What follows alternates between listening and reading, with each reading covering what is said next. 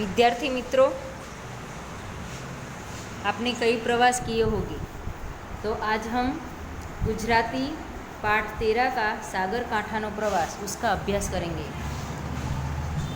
वर्ग शिक्षक सोमनाथे प्रवासનું સ્થળ નક્કી કરવા 3 विद्यार्थियों समिति निमी थी। वर्ग शिक्षक सोमनाथ जो थे उन्होंने प्रवास तय करने के लिए 3 विद्यार्थियों को चुना था। रेवती, वरुण और सिंधु, ये तीनों छात्रों को उन्होंने चुना था प्रवास के स्थल को नक्की करने के लिए। लेकिन स्कूल की घंटी बजने पर ये चर्चा इधर अटक गई। रेवती, वरुण और सिंधु घंट वागता चर्चा अटकी। सोमनाथे वर्ग प्रवेश करवानी साथे पाटिया पर नजर करी। ये भूगोलना शिक्षक हता अने कुदरत विशेनी कविताना चाहक हता। उनके क्लास टीचर सोमनाथ क्लास में आए और उनकी नज़र बोर्ड पर पड़ी। वो भूगोल के शिक्षक थे पर प्रकृति की चाहक थे, तो उन्होंने वो पंक्तियाँ पढ़ी और वो खुश हो गए। पाटिया पर लखाયેલી पंक्तियों वाँचीने એ राजी થયા। विद्यार्थियों सामे फरीने बोल्या। बोर्ड पर लिखी हुई पंक्तियाँ को देख के वो बहुत खुश है और विद्यार्थियों के सामने वो बोले, रेलाय आवती छोने बधी खाराश पृथ्वीनी, सिंधुना उरमाथी तो उठसे अमी वादળી। आ पहलाना तासमां गुजरातीना शिक्षके आ मुक्तक लख्युं हशे एम मानीने सोमनाथ पूछवा गया। क्लास टीचर सोमनाथ को ऐसा लगा कि इसके पहले गुजराती का पीरियड होगा, तो उन्होंने ये पंक्तियाँ लिखी है। ऐसा मानकर वो डस्टर लेके मिटाने के लिए खड़े हो गए। तब रहवा दो साहेब, ये सुभाषित जन्मदिवसनी शुभेच्छा है। वर्ग शिक्षक मिटाने के लिए तैयारी कर रहे थे, तब रेवती नाम की छात्रा खड़ी हो गई और उसने बोला कि रहने दो सर, वो जन्मदिन की शुभकामनाएं हैं। सोमनाथे एमनी डायरी खोली। पोताना वर्गना दरेक विद्यार्थी ने एना जन्मदिवसे शुभेच्छा आपता। वर्ग शिक्षक सोमनाथ ने अपनी डायरी खोली। वो सभी विद्यार्थियों को उनके जन्मदिन पर शुभेच्छा देते थे। आजे पोते केम चूकी गया? आजे तो वर्गना प्रतिनिधि सिंधुनो जन्मदिवस है। उन्होंने डायरी में देखा कि आज तो सिंधु का जन्मदिन है, जो क्लास का मॉनिटर है। उनको ऐसा लगा कि आज ये मैं कैसे भूल गया कि आज सिंधु का जन्मदिन है। सिंधु ने शुभेच्छा आपी, ए पगे लागीने ऊभो रह्यो। रेवती सिंधुनी पाटली परथी मीठाईनुं पડીકું लई आवी। क्लास टीचर सोमनाथ ने सिंधु को शुभेच्छा दी और उनके चरण स्पर्श करके खड़ा रहा। रेवती नाम की लड़की जो छात्रा थी, उसने सिंधु की बेंच पर से मिठाई का डब्बा लेके आई।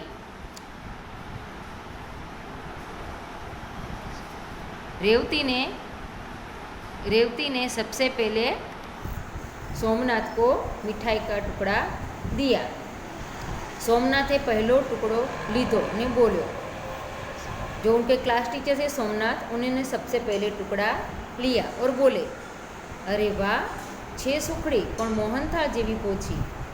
अरे वाह, ये सुखड़ी है पर मोहनथाल के जैसी नरम है। फिर रेवती विद्यार्थियों ने मिठाई बेचती हती। बाद में रेवती मिठाई का डब्बा लेके सब छात्रों को मिठाई बांटती थी। एनी साथे प्रवासना स्थल अंगे समितिनो अभिप्राय सिंधुए जाहिर करता बोल्यो।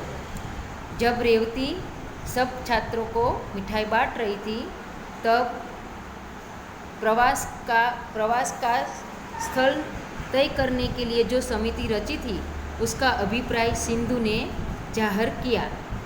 वो बोला, कच्छનું માંડવી, સૌરાષ્ટ્રનું માધવપુર અને દક્ષિણ ગુજરાતનું તિથલ, આ 3 मांथी साहेब नक्की करे ते।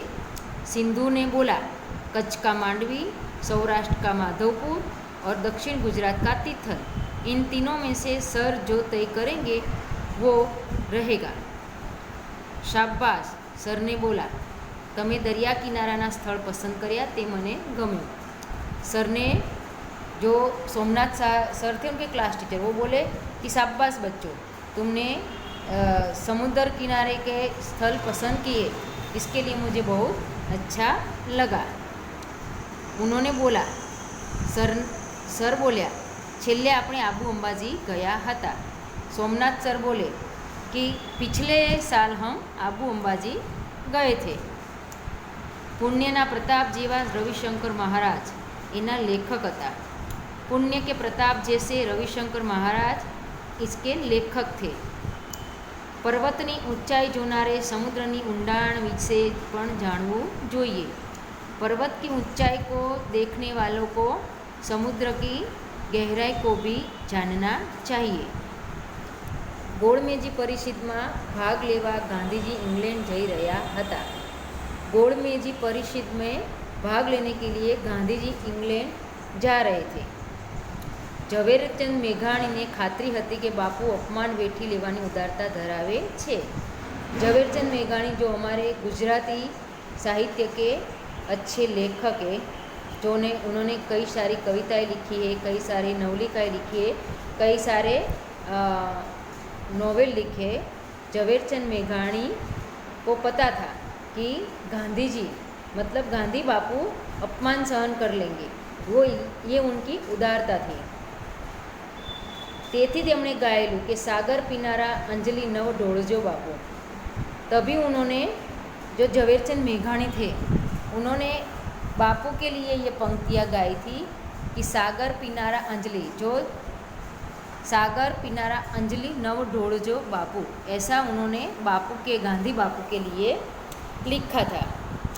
गांधीजी दरियादिल હતા. તેમણે કદી કોઈને સાપ નહોતો આપ્યો, આશીર્વાદ જ આપ્યા હતા. गांधी जी दरियादिल थे. उन्होंने कभी किसी को साप नहीं दिया था, हमेशा आशीर्वाद ही दिए थे. एमना हृदय में अमी वादड़ी उठी. उनके दिल में अमृत की बादल उठे थे. तभी रेवती ने वरुण के सामने देखकर बोला. रेवतीए वरुण सामे जोईने सोमनाथ सांभळे ते रीते कह्युं. तभी रेवती ने वरुण के सामने देख के सोमनाथ सर सुने ऐसे उन्होंने बोला. रेवती ने, साहेब प्रवासનું સ્થળ નક્કી કરવાનું ભૂલી ગયા લાગે છે. लगता है सर प्रवास का स्थल तय करना ही भूल गए हैं. सोमनाथे तुरंत पीठ फेरवी. मुक्तक भूस्या विना पाटिया परनी बाकीनी जग्याए पश्चिम भारतનો નકશો દોરીને દરિયા કિનારાના સ્થળોના નામ લખવા માંડ્યા.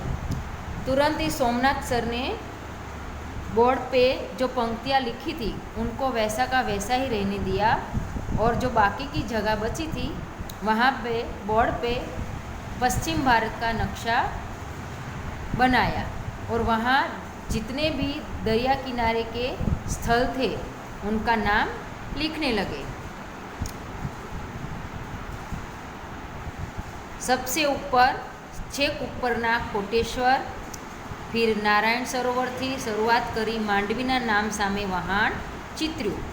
सबसे ऊपर कोटेश्वर, उसके नीचे नारायण सरोवर से शुरुआत करके मांडवी के नाम के आगे एक वहाँ